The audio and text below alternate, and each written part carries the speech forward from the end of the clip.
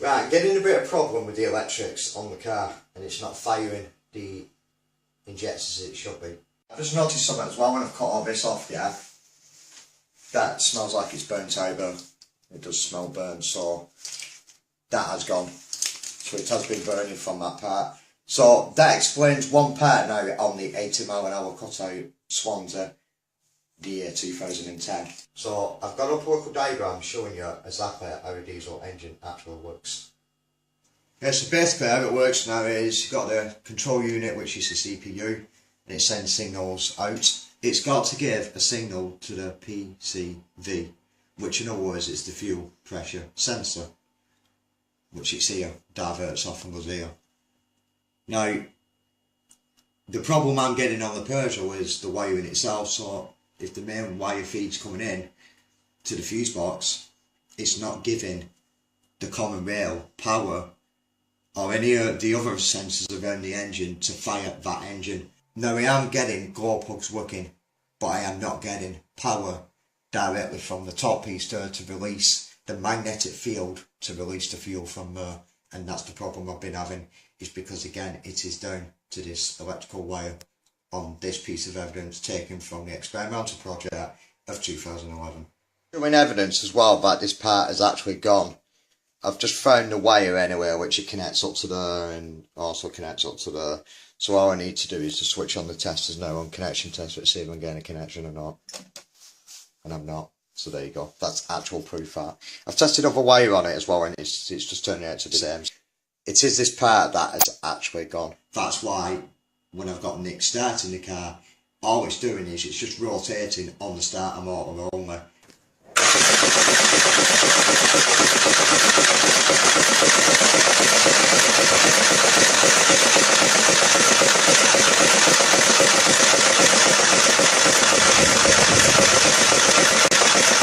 The only time when it fires is when I spray Easy Start directly into the engine and then it kicks up.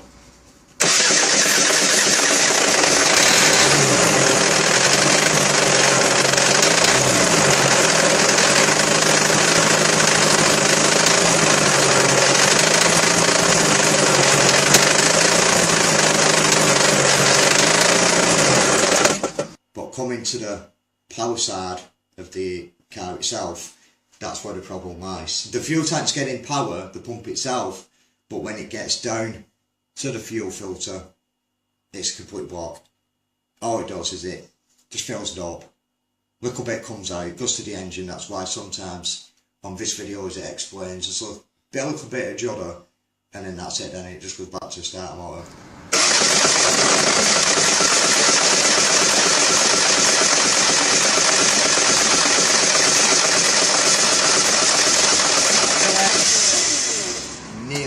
Very nearly.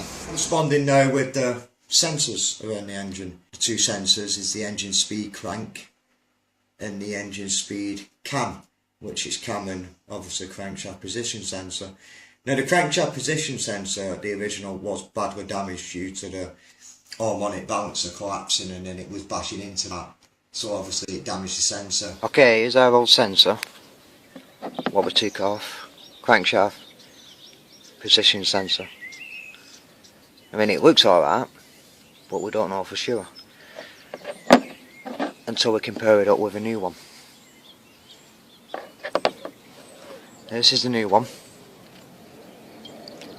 and already I can tell that this piece is more worn down than that piece. So the CPU had to compensate for the damage for that, and it reduced its power. Right, just as you can see, but a closer look, is that here, that's where it's been bedding in. So it's actually been banging away side to side and straight into the sensor.